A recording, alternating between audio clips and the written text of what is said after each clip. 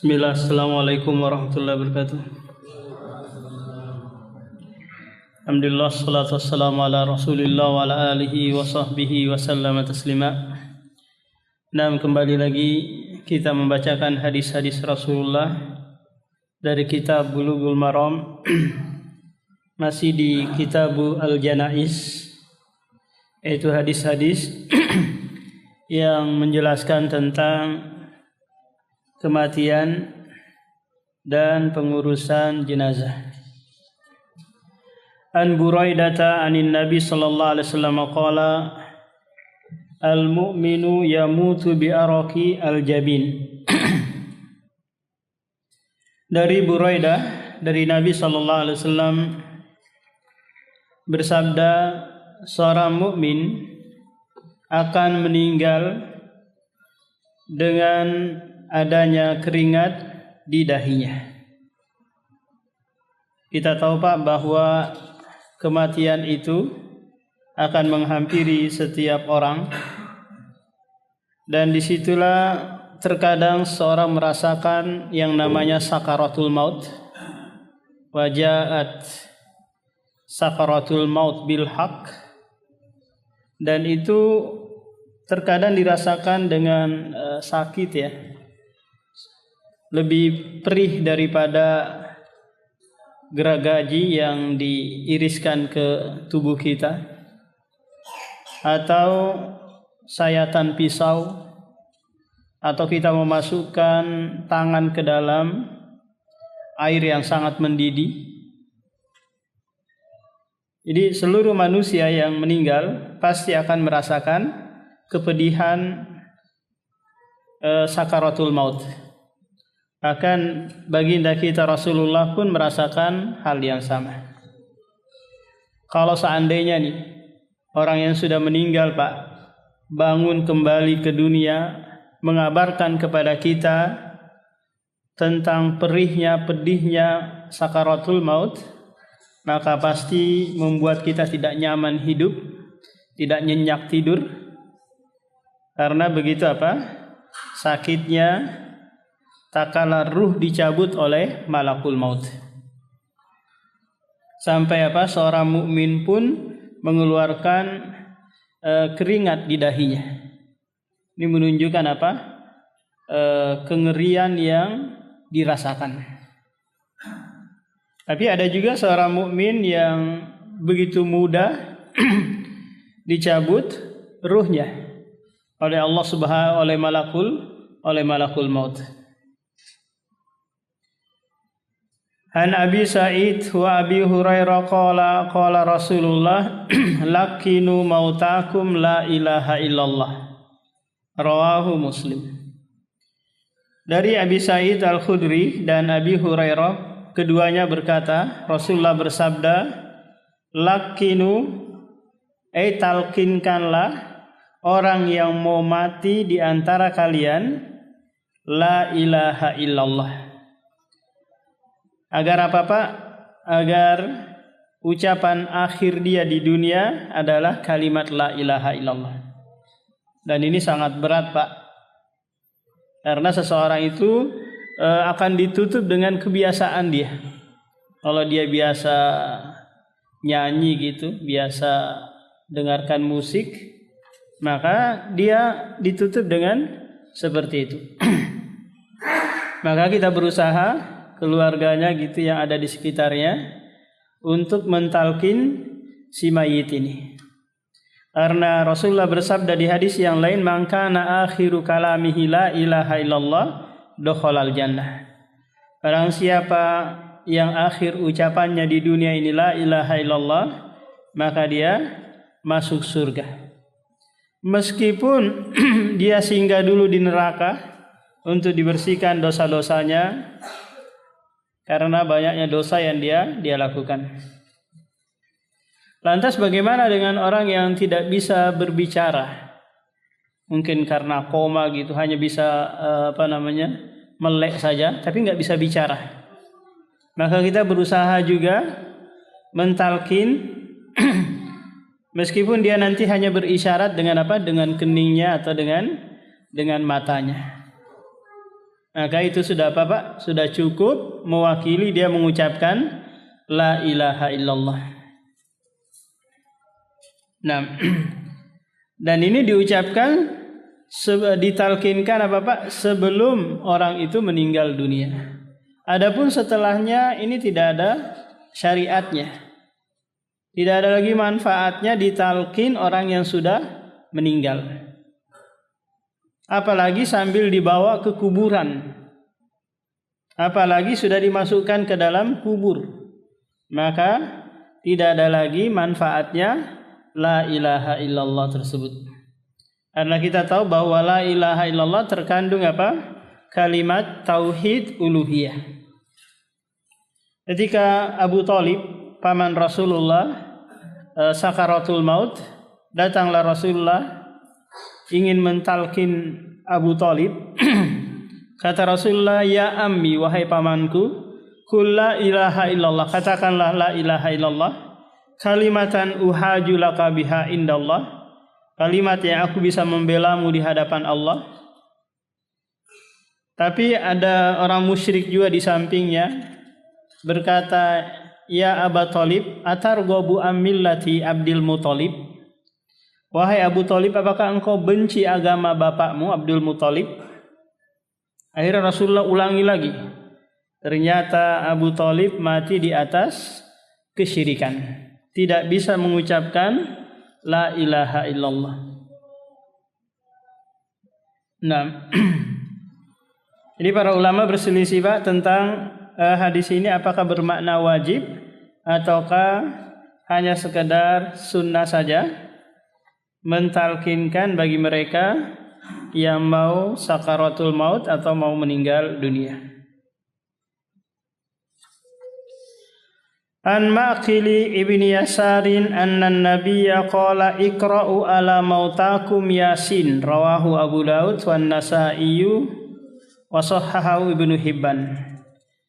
An Maqil ibni Yasar bahwasanya Nabi bersabda, bacakanlah Yasin atas orang yang meninggal dunia dari kalian, rawahu Abu Daud. Tapi hadis ini dhaif, didoifkan oleh para ulama karena beberapa sebab. Diantaranya ada seorang rawi yang bernama Utsman, Aba Utsman, dia majhul, tidak diketahui tentang riwayat hidupnya, dari mana dia mengambil ilmu dan yang lainnya. Cacat yang lain, hadis ini mengalami ittirab, kegoncangan, karena terkadang diriwayatkan dengan mauquf, terkadang pula diriwayatkan dengan marfu. Apa bedanya Pak antara mauquf dengan marfu? Kalau mauquf itu hanya sampai kepada sahabat, kalau marfu itu sampai kepada Nabi SAW. Sehingga sebagian ulama membid'ahkan membacakan Yasin kepada orang yang sudah meninggal dunia.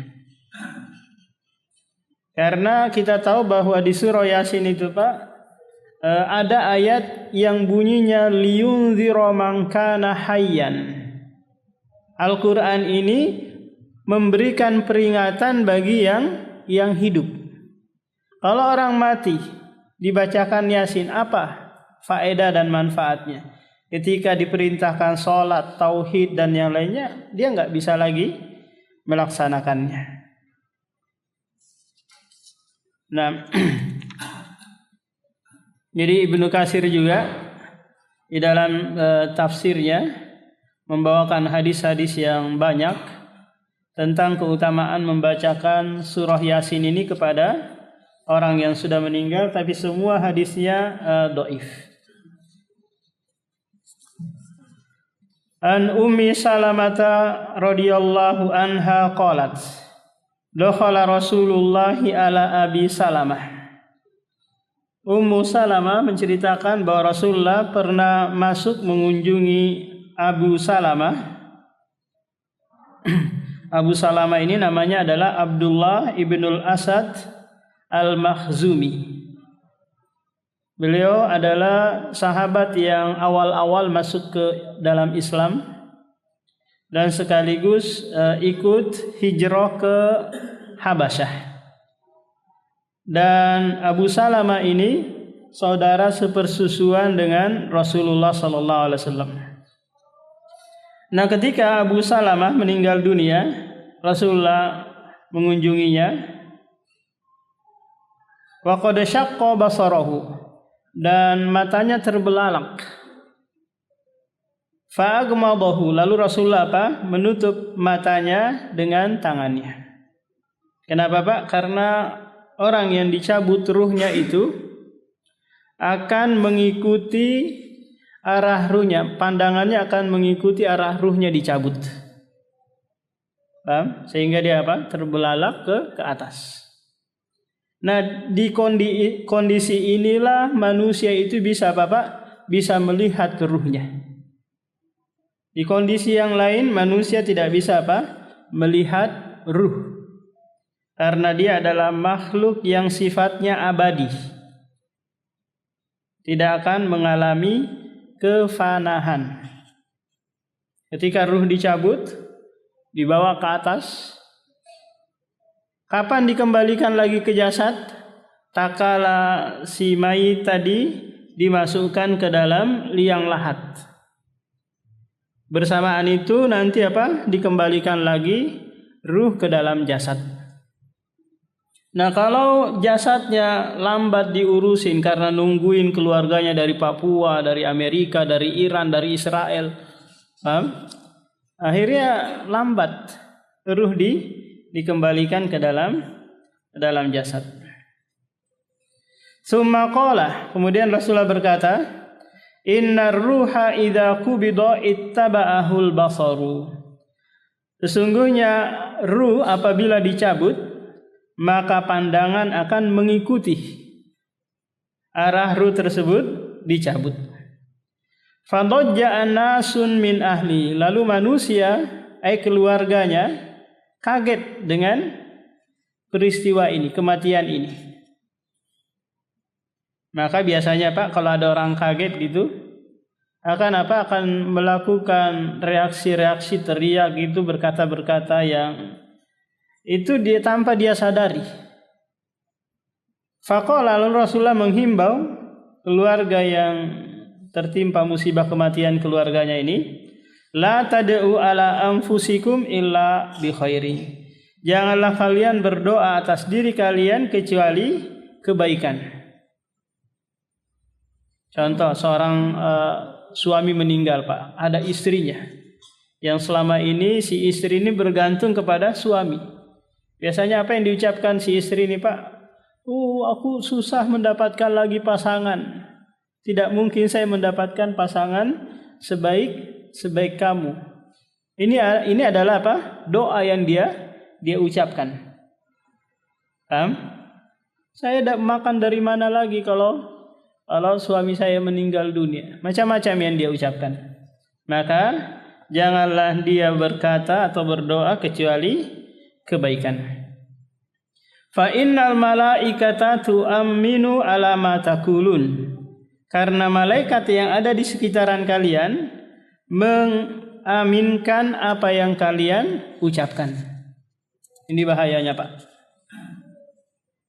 Summa qala, kemudian Rasulullah mengajarkan doa, Allahumma ighfir li Abi Salamah, ya Allah ampunilah Abu Salamah, warfa darajatahu, dan angkatlah derajatnya, fil mahdiyin, wafsalahu fi qabrihi, dan luaskanlah kuburannya, wa nawwir lahu fihi, dan berikanlah penerangan cahaya di dalam kuburannya, wa khluf fi aqibihi, dan berikanlah ganti kepada keluarganya yang lebih baik. Nah, akhirnya Ummu Salamah juga mengucapkan hal ini. Kemudian Ummu Salamah mendapatkan pengganti yang lebih baik daripada Abu Salamah, yaitu Rasulullah sallallahu alaihi wasallam. Karena setelahnya Rasulullah menikahi Ummu Salamah. Nah, ini Pak, dianjurkan kita mendoakan tatkala mengunjungi si mayit atau ziarah yang masih ada di rumah gitu. Nah, ini juga bisa diucapkan nanti ketika kita mensolatinya. An Aisyah radhiyallahu anha anna Rasulullah hina tufiya sujji'a bi burdin hibaratin muttafaqun alaih. Aisyah menuturkan bahwasanya Rasulullah tatkala dia meninggal dunia, maka tubuhnya ditutup dengan kain katun dari Yaman. Agar apa? Agar manusia tidak langsung melihat kecuali harus membuka terlebih dahulu kain penutup Rasulullah. Kita tahu bahwa Rasulullah meninggal di tanggal 12 Rabiul Awal tahun ke-11 Hijriah, hari Senin pagi. An Aisyah radhiyallahu anha anna Abu Bakri As-Siddiq qabbala an-nabiyya ba'da mautihi. Rawahul Bukhari. Aisyah menuturkan bahwasanya Abu Bakar bapaknya membuka kain kafan Rasulullah lantas mencium wajahnya setelah Rasulullah meninggal dunia. Nah, apakah Abu Bakar ini mencium dalam rangka tabarruk, mencari keberkahan? Maka jawabannya tidak. Tapi dalam rangka mencium kekasihnya Rasulullah sallallahu alaihi wasallam. Dari sini kita dapat pelajaran bahwa bolehnya bagi keluarga menengok wajah sebelum ditutup, atau kalau mau menciumnya silakan. Karena ini ada contoh dari Abu Bakar radhiyallahu anhu. An Abi Hurairah radhiyallahu anhu anin Nabi qala nafsul mu'mini mu'allaqatun bidainihi hatta yuqadha anhu. Dari Abu Hurairah, Nabi sallallahu alaihi wasallam bersabda, jiwa seorang mukmin terikat dengan utangnya hingga dilunasi utangnya. Apa maknanya ini, Pak? Maknanya jika ada seorang meninggal dunia, kemudian dia setelah itu dikubur, maka si mayit ini terkatung-katung di dalam kuburnya, tidak dalam kebaikan, tidak pula dalam keburukan. Kenapa? Karena dia ada tanggungan, ada utang di dunia. Apakah itu utang kepada Allah ataukah utang kepada manusia? Utang kepada Allah maknanya apa? Mungkin ada dari hartanya belum dibayarkan zakatnya, karena malas mungkin, atau karena pura-pura lupa, atau mungkin ada KPR rumahnya yang belum dia bayar, paham? Cicilan kulkasnya belum dia lunasi, maka dia terkatung-katung. Nanti si ahli waris tidak boleh mewarisi harta yang ada sampai dia melunasi dulu utangnya si mayit. Paham? Karena ahli waris tidak punya hak mengambil harta tersebut sampai utang-utang si mayit dilunasi dulu. Yusi biha audain, kata Allah di dalam surah An-Nisa ayat 11. Wasiatnya ditunaikan dulu, utang-utangnya dilunasi, baru setelah itu ada pewarisan harta si mayit. Timbul pertanyaan sekarang, gimana kalau sekiranya si mayit memang kepengen bayar utang, cuma qadarullah sudah usaha sana sini, sudah lamar pekerjaan, sudah kerja serabutan, sudah gojek sana sini, juga nggak sanggup-sanggup dia untuk bayar utangnya. Terus dia mati dengan utang yang ada. Apakah ahli waris wajib membayarkan utang orang tuanya? Maka jawabannya tidak. Pak, tidak wajib. Karena tidak ada istilah warisan utang. Tapi kalau sekiranya si anak mau berbakti kepada kedua orang tuanya, ya silahkan dia bayarkan. Tapi itu bukan kewajiban. Nah, si anak nggak mau bayarkan. Orang tua mau diambilkan uangnya untuk bayarin utangnya juga nggak ada. Maka karena si orang tua tadi semasa dia hidup berusaha keras mau membayar utangnya Pak, qadarullah nggak bisa-bisa, maka nanti Allah yang akan membayarkannya. Disebutkan dalam sebuah hadis, man akhadha amwalan nasi yuridu adahallahu an. Barang siapa yang mengambil harta manusia dalam rangka meminjam gitu, ingin mengembalikannya tapi tidak sanggup, keburu mati, maka Allah yang akan mengembalikannya. Ini kalau utang yang berkaitan dengan muamalah gitu Pak, dia minjam uang atau pinjam barang nggak dibalikin gitu, maka nanti Allah yang mengembalikannya.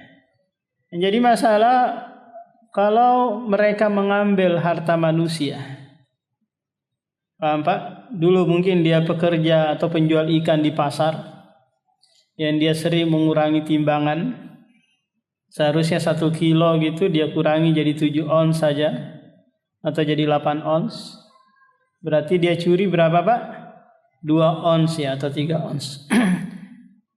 Kali 1 orang, dalam sehari mungkin ada 10 atau 20 orang yang beli. Paham?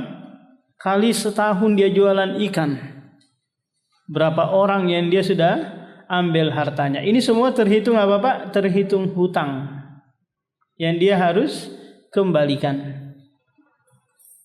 Kalau dia qadarullah ini sebelum matinya sadar, ternyata dulu dia melakukan suka tatfif ya, memutafifin, mengurangi timbangan. Maka dia berusaha cari-cari dulu, ingat-ingat dulu siapa nih yang saya pernah curangin. Oh, orang BDI sekian orang, orang Balikpapan Baru sekian orang. Dia tahu orang-orangnya, dia datangin, dia sampaikan. Kalau orang itu menghalalkan ya alhamdulillah, kalau orang itu minta kembali ya sudah dikembalikan. Nah kalau sudah lupa karena sudah bertahun-tahun gitu, maka nanti dia perkirakan saja, kemudian dia sedekah atas nama orang-orang tersebut. Untuk apa dia Pak? Takhallus, melepaskan diri dari beban utang. An Ibni Abbas anna nabiyya qala fil ladzi saqata an rahilatihi famata iksiluhu bima'in wasidrin wa kaffinuhu fi thawbaini muttafaqun alaih. Dari Abdullah bin Abbas menceritakan bahwasanya Nabi menceritakan tentang orang yang jatuh dari tunggangannya di saat dia ukuf di Arafah, lalu meninggal dunia. Berarti dia meninggal apa ini Pak? Dalam keadaan haji kan? Maka Rasulullah memerintahkan iksiluhu bima'in wasidirin, mandikan dia dengan air dan sidir. Wa kafinu, dan kafankanlah dia dengan pakaian yang dia pakai, yaitu atasan dan bawahan. Ini bagi apa Pak? Bagi orang yang muhrim, orang yang sedang melaksanakan ihram haji atau umrah. Dia mati di tengah perjalanan hajinya, maka dia tetap juga dimandikan, dikafani, disolati dan dikubur. Cuma boleh dia dikafani dengan pakaian yang dia pakai. Istilahnya Bapak kain ihramnya. Nah, itu yang dikafankan untuk dirinya. Dalam riwayat yang lain, wala tukhammiru ra'sahu, tidak boleh ditutup kepalanya dan tidak boleh pula ditutup wajahnya. Kenapa? Karena dia masih dalam keadaan berihram. Karena nanti dia bangkit dalam keadaan bertalbiyah. Bukankah orang yang ihram itu Pak dilarang memakai penutup kepala? Dilarang pula menutup wajah. Akan tetapi para ulama berselisih tentang tambahan ini. Imam Bukhari mendoifkan hal ini dan ulama yang lain mensahihkannya. Sehingga para ulama berselisih tentang orang yang ihram itu, apakah dia terlarang menutup kepala ataukah boleh menutup kepala. An Aisyah radhiyallahu an qalat lamma aradu ghuslan nabi qalu wallahi ma nadri nujarridu rasulallahi kama nujarridu mautana amla. Dari Aisyah berkata, tatkala mereka para sahabat ingin memandikan Nabi sallallahu alaihi wasallam, mereka berkata dengan keraguan, wallahi kami demi Allah, manadri kami tidak tahu. Apakah kami harus melepas pakaian Rasulullah sebagaimana kami melepas pakaian-pakaian orang yang mati di antara kami atau tidak? Karena kita tahu Pak bahwa orang yang meninggal itu dengan pakaian yang dia pakai kan, tidak ada istilahnya orang mati itu saya mau lepas pakaian dulu biar saya mati nanti mudah untuk dimandikan. Enggak. Karena orang enggak sadar dan enggak tahu bahwa dia akan mati di hari itu. Nah, Rasulullah mati dengan pakaian yang dia pakai. Para sahabat bingung apakah pakaian Rasulullah harus dilepas ataukah tidak. Di saat apa Pak? Di saat mau dimandikan.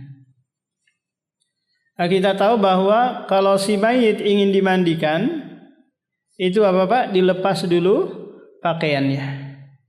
Tapi tentu dengan ada kain di atasnya agar auratnya tidak terlihat oleh orang yang mau memandikannya.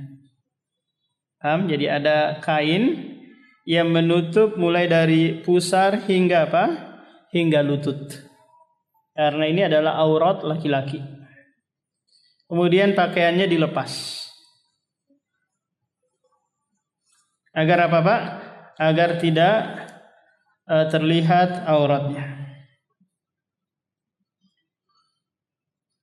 Jadi mereka apa? Tetap juga melepas pakaian Rasulullah sallallahu alaihi wasallam. An ummi Atiyata qalat dakhala alaina an-nabiy sallallahu alaihi wasallam wa nahnu nughassilu ibnatahu.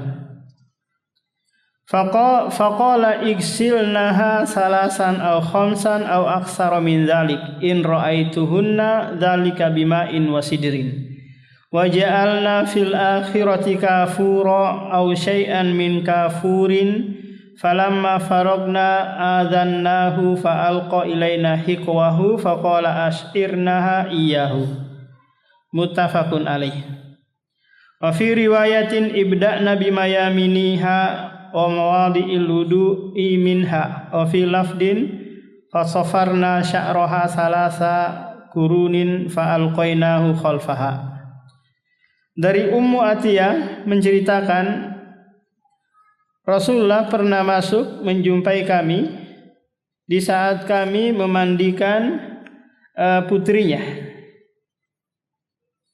Ini tidak disebutkan siapa putrinya di sini Pak, tapi dalam riwayat yang lain disebutkan bahwa putrinya itu adalah Zainab,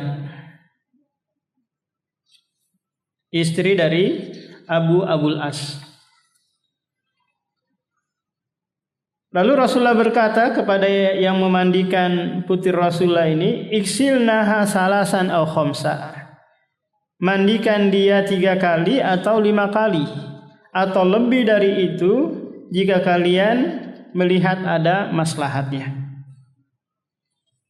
Rasulullah mengajarkan sahabiah yang lain kalau mau memandikan jenazah itu tidak harus 1 kali atau 2 kali.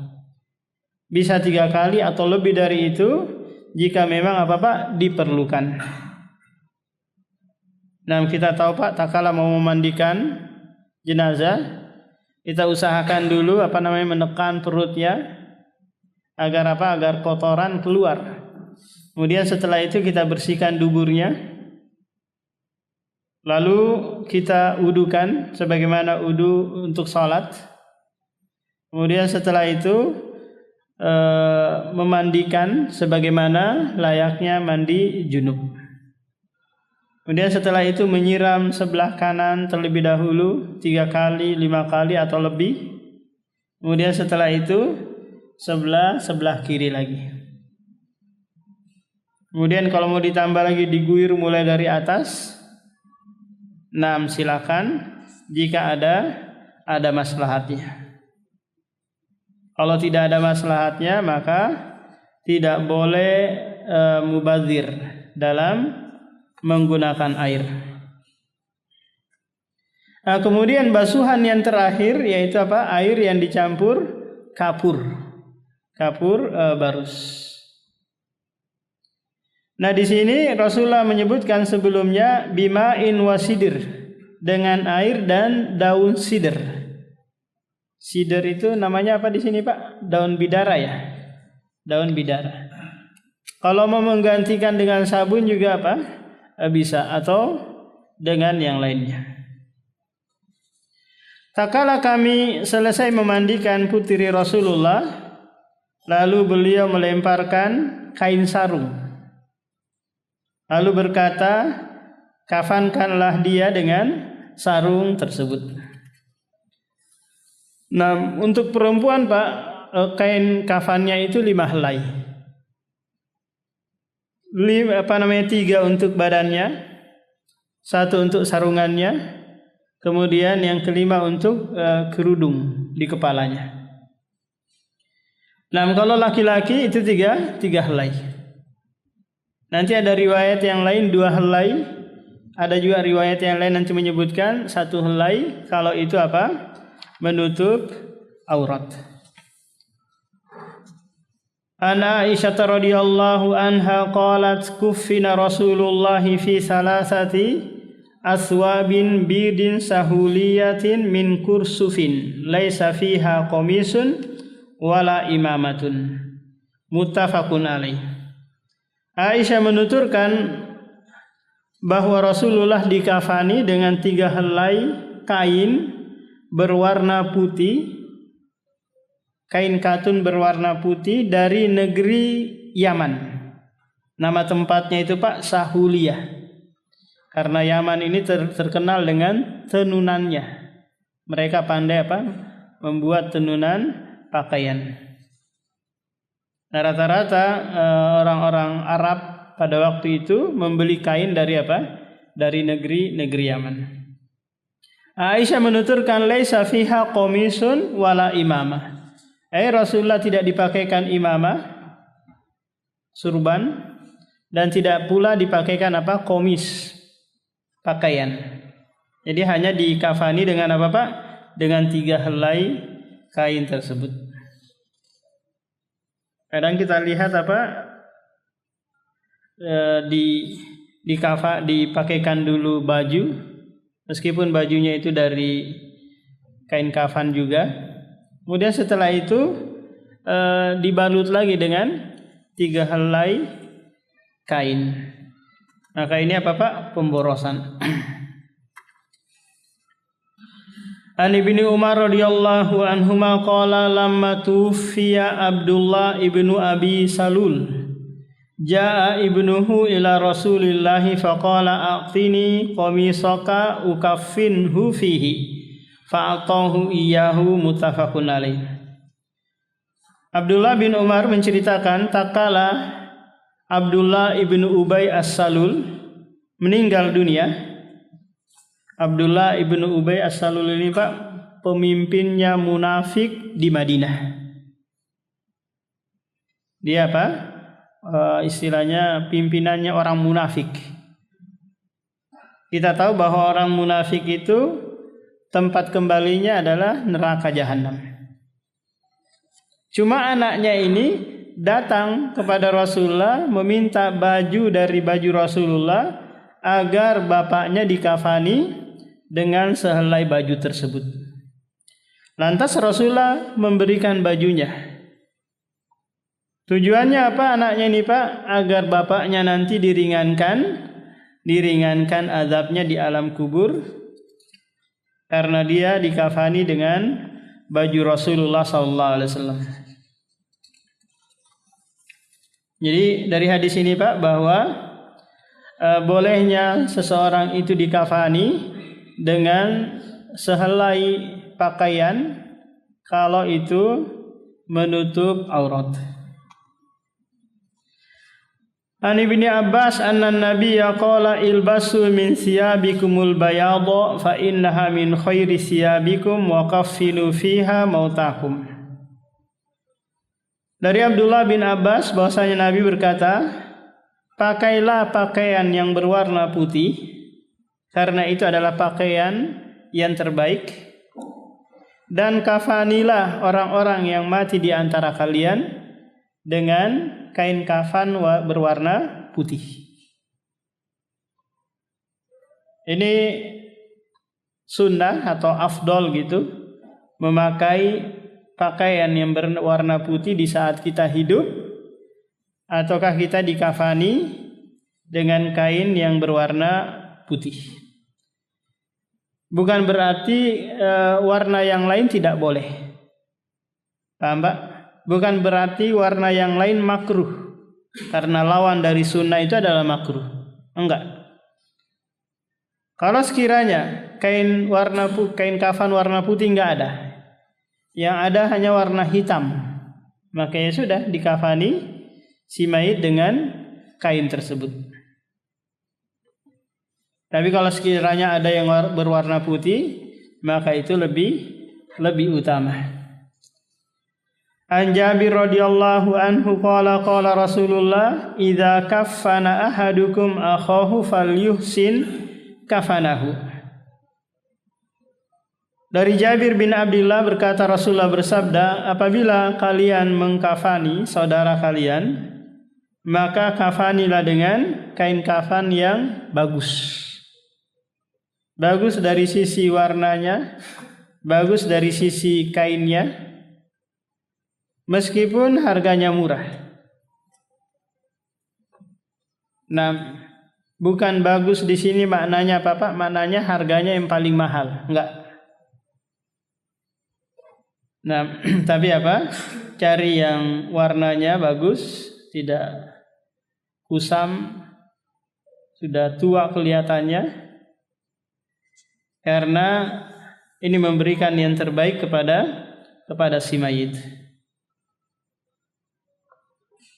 An Jabir bin Abdullah radhiyallahu anhu qala kana an-nabiyyu yajma'u bainar rajulaini min qatla Uhudin fi saubin wahidin summa yaqulu ayyuhum aktsaru akhdhan lil Qur'an fayuqaddimuhu fil lahdi wa lam yughassalu wa lam yusalla alaihim rawahul Bukhari.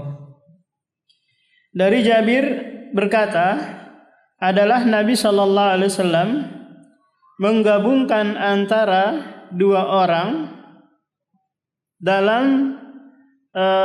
dalam kain kafan dari orang-orang yang terbunuh di perang Uhud. Kita tahu Pak bahwa syuhada Uhud itu jumlahnya 70 orang lebih. Sehingga syuhada Uhud itu ada yang satu kain kafan untuk apa Pak? Untuk 2 orang. Dan satu juga lubang kuburan atau liang lahat. Kemudian Rasulullah berkata, siapa yang lebih banyak hafalan Al-Qur'annya, maka itu yang dihadapkan ke kiblat. Kita tahu Pak bahwa taruhlah kiblat sebelah sana kan ya. Nah ini kuburannya, paham? Di dalam kuburan itu kan ada liang lahat, ada lagi lubang kecil untuk nanti memiringkan tubuh si mayit ke arah kiblat. Paham? Nah yang paling terdepan adalah mereka yang paling banyak hafalan Al-Qur'annya, paling luas keilmuannya. Karena ini dimuliakan di dunia maupun di saat dia dikubur. Fayuqaddimuhu fil lahdi, dia dikedepankan di dalam liang lahat.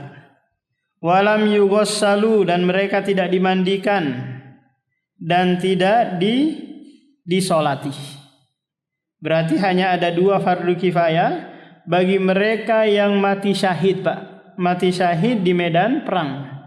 Pertama dikafani, yang kedua dikubur. Paham?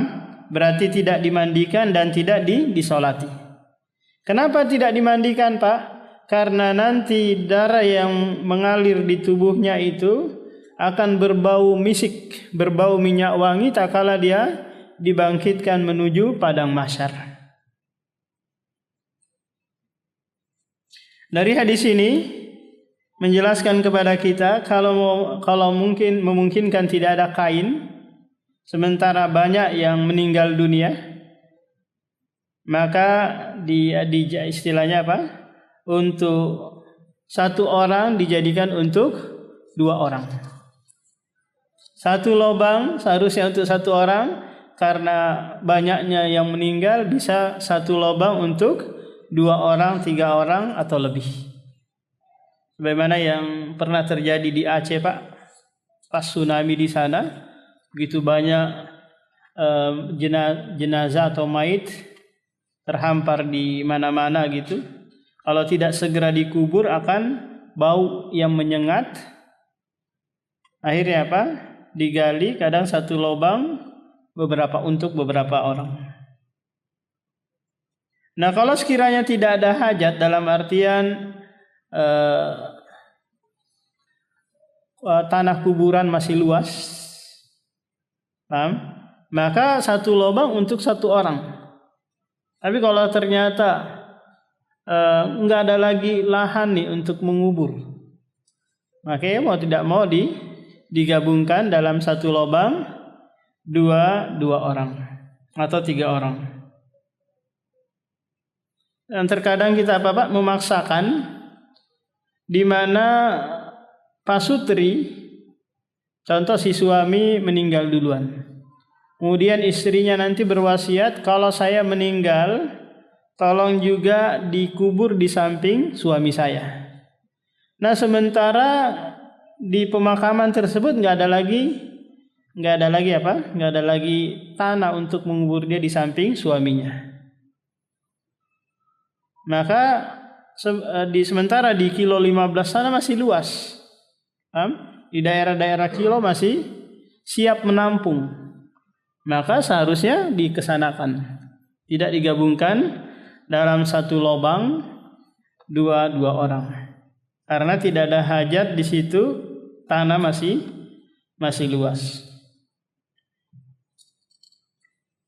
Nah, ini bagi mereka yang yang mati syahid di medan perang. Adapun yang mati syahid karena tenggelam di laut atau tertimpa bangunan, atau orang yang meninggal dalam rangka melahirkan, akhirnya dia meninggal dunia. Nah, ini adalah syahid-syahid yang tetap dimandikan, tetap disolatin. Tidak seperti orang yang mati syahid di medan perang. An Ali radhiyallahu anhu qala sami'tu an-nabiyya yaqulu la taghalu fil kafani fa innahu yuslabu sari'an.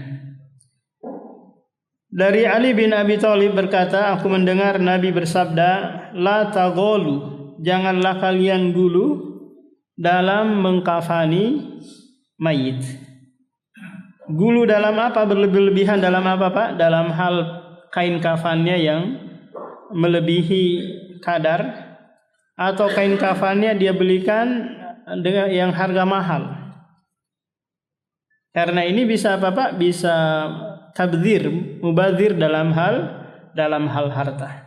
Karena kain kafan itu akan cepat rusak di dalam kubur. Lagi pula tak kala kita nanti dibangkitkan menuju padang mahsyar, kain kafan itu tidak kita bawa. Dia tinggal di dalam kubur. Karena kita dibangkitkan dalam keadaan telanjang, tidak beralas kaki dan tidak bersunat. An Aisyah radhiyallahu anha anna an-nabiyya qala laha law mitti qabli faghassaltuki. Wa an Asma binti Umais anna Fatimah awsat an yughassalaha Aliyun. Dari Aisyah bahwasanya Nabi bersabda kepadanya, "Lau mitti qabli, seandainya engkau mati sebelumku, engkau duluan mati baru setelahnya aku." Ternyata Rasulullah meninggal duluan daripada Aisyah. Maka apa kata Rasulullah kepada Aisyah? "Faghassaltuki, aku akan memandikanmu." Ini menunjukkan bahwa suami boleh memandikan istri atau sebaliknya istri memandikan suami. Tapi kalau mau mewakilkan kepada yang lain, maka juga tidak mengapa. Demikian juga orang tua ke anak atau anak ke orang tua. Dalam riwayat yang lain, Fatimah pernah berwasiat agar kalau dia meninggal nanti Ali yang memandikannya. Maka dari kita haruslah Bapak paham tentang tata cara memandikan jenazah, agar tak kala istri kita meninggal kita yang memandikannya. Atau istri kita juga harus paham tentang tata cara memandikan jenazah agar kalau kita suami meninggal dimandikan oleh si istri.